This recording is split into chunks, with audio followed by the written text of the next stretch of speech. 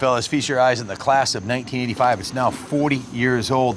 This bike with this pipe and the carb mods on it will do about 11.9 seconds in the quarter mile. They were 12.1 stock at 110 miles an hour, according to Cycle World. This was the weapon of choice for Suzuki's road race team before they came out with the aluminum frame GS700R, the 700ES. Fit a strange niche that most of the Japanese bikes fit into. For the tariff. They had a tariff anything over 700 cc's, so they were importing these 700s to beat the tariff busters. But this bike was the weapon of choice for the factory Suzuki team in 1985. And in fact, here's Kevin Schwantz's 1985 bike that he was 22 years later riding at Road Atlanta. This was in a magazine article that we had, and you can see it equipped with the I mean, it looks pretty much like the stock bike, except for it's got the Yoshi pipe on it and some mods. But I'm sure they did engine mods to it too. But Kevin Schwantz, this is the bike that kicked off his racing career. They handled excellent. It had plenty of power. He was a rookie year in '85, and he went out and kicked ass on this thing. So this was designed to be competitive on the AMA National Superbike Sports Circuit, and it was. This bike has only had 2 owners in the 40 years. This is the original owner's manual that comes with it. It also comes with a set of reproduction decals if you wanted to repaint it, and also a clutch gasket and a massive amount of literature. Quite a bit of work has been done to the bike, and I've got a stack of receipts for the work that was done by the previous owner, and a big invoice for what we've done to it. I guess I'll start with the engine. That's the heart of the beast. The engine was re-ringed. The cylinders were honed. New base gasket, new head gasket, and the entire head was replaced with a new head. So all of that was done. The bike has a Super Trap 4-in-1 full exhaust on it, and also the DynoJet Thunderjet tuner kit for the carburetors, along with the K&N air filters. So it's got a stage 1 hot rod kit, which is what pretty much everybody did back in the day. It also has some mods you can't see. The shock is a Works Performance shock. That shock today would be north of $1,000. Back in the day, they were $500–600. Huge upgrade over the stock shock. Also the fork springs. I have the heavy duty fork springs, so it's got the shock, fork springs, exhaust, carb kit done. It's got some new grips on it, new battery. It has 23,742 miles on it. The new top end on the engine has about 3,000 miles on it. So you can also see it has a new gold chain and new sprocket on it. The brakes have all been done, and I've got like I said, a massive pile of receipts I can go over with you. When it came to us, the previous owner had painted the entire motorcycle this kind of like dull white color, off-white color. And he bought the decals. He was gonna put the decals on, he never did. But KZ900.com sells the whole decal package for $199 if you wanted to apply a new decal kit, because this one here has got some runs in it, probably from fuel coming down the side of the tank. It does have the carbon fiber tank protector. No evidence of it being dropped or abused. You can see the engine has also been professionally repainted.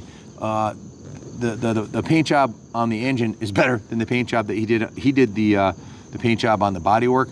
So the paint job, it's an amateur paint job on the bike, but the engine was done right. The cylinder was painted, the heads were painted.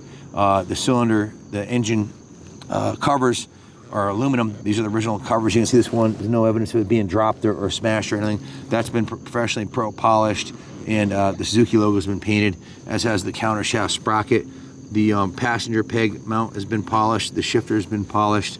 Again, it has the new gold chain on it. The rear tire has got 95% tread on it. Still has a lot of life left to it. The front tire has, well, I'm going to say 90% tread also. Again, the brakes were redone. The suspension has been replaced. This side of the engine, you can see, there's also the header was repainted. The cylinder was repainted. The heads were painted. The fins were polished. The engine aluminum covers were polished, as was the clutch cover. Let me grab the work order so I can tell you exactly what the service department just did to it. I've got the title and a whole mountain of literature here about this bike from that era, and I sorted through it, but there's a pretty thick folder of tuning information and all kinds of history on this bike in here. Oh, that's for the clutch cover. And then I've got in here, this is the actual Suzuki GS700ES service manual. And in here, we've got some more information about Kevin Schwantz's, he was world champion, got back to his roots aboard the super bike that launched his career in 1985, the number 289 Yoshimura Suzuki GS700. Here's the works performance shock literature and some service that was done to the shock when they rebuilt it. Here's the receipt for the $2,225 for rebuilding the top end from Alpha Sports Center. They're a certified Suzuki dealership, as you can see. Suzuki repair order, that was $2,200. The shock, you know what those go for. The fuel sending unit was rebuilt. The fuel cock assembly was replaced. Here's a piston set for receipt for a piston set. A headlight, new fork springs. It just goes on and on. I didn't count it, but there's just 1, 2, 3, 4, oh my God, 5, 6, 7, 8, 9, 10, 11, 12, and then a whole bunch of literature on carb tuning, on the exhaust, just a mountain of, like, this reminds me of the collection of stuff I've amassed for owning my Mustang GT for 34 years. Full service records, dozens of receipts for the shocks, everything you'd want to have full provenance on the history of the bike to know what was done to it. And mechanically, the bike needs nothing. It's thoroughly been sorted. And in fact, I was looking for our work order. I think it's in my pocket. With the work order for the bike, it ran pretty good when we got it, but the carbs weren't quite right. So Justin pulled the carbs, Mr. Turbo pulled the carbs, split the racks, replaced all the inlet O-rings, ensured all the jets and passages were clean, cleaned and rebuilt the carburetor, reinstalled it and tuned it. He also installed the new 530 gold chain, cleaned the sprocket, which was in new condition, installed a set of mirrors on it, replaced the exhaust mount, replaced the shock bolt, did a fresh oil and filter change with an OEM filter and Spectra 1040 oil, installed new domino grips on the handlebars, serviced the right side turn signals, removed the front wheel and aligned the speedometer cable, and serviced and lubed the bearings in the axle, removed the rear brake arm, clean painted it and replaced it, ensured all electronics worked correctly. The only thing that didn't work was the oil temperature gauge, which he couldn't get going. I think it needs a new oil temperature gauge or oil temperature gauge sending unit. He drained the fuel tank, cleaned the tank, installed a new non-vacuum petcock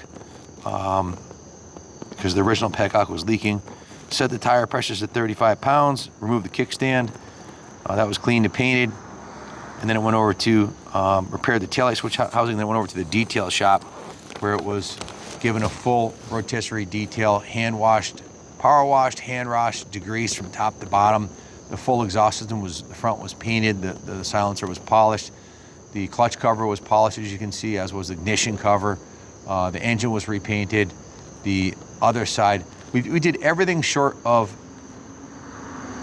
painting the fuel tank, fairing, and side panels. We thought about doing it, but we figured, well, if we get too far into it, we're gonna have too much into it. So there was a total of 2 days in the detail shop and a day and a half in the service department. So 12 hours in service, 16-hour details, 28 hours of labor plus parts.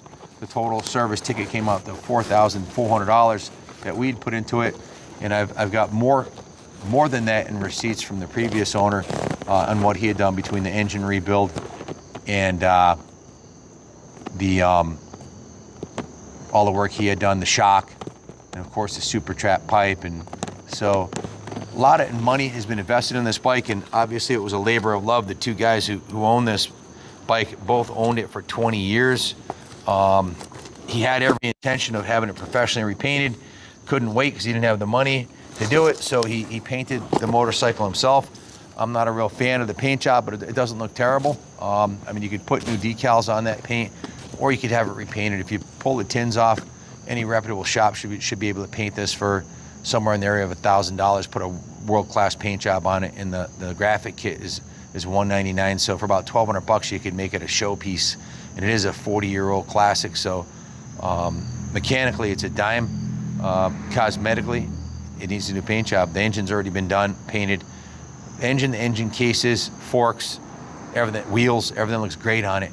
But I'd want a new paint job if it were mine, but I'm picky. So maybe you like it just the way it is, you just want to ride it. So if you're looking for a world-class classic super bike that's ready to rumble, your ship just came in. There's only one. So if you're interested in it, give us a call. We can finance it. We can take trades, and we can ship it anywhere in the country. We use Freedom Road for financing, and we'll ship it right to your doorstep. So if you have any questions, give me a call. Thanks for watching. God bless America.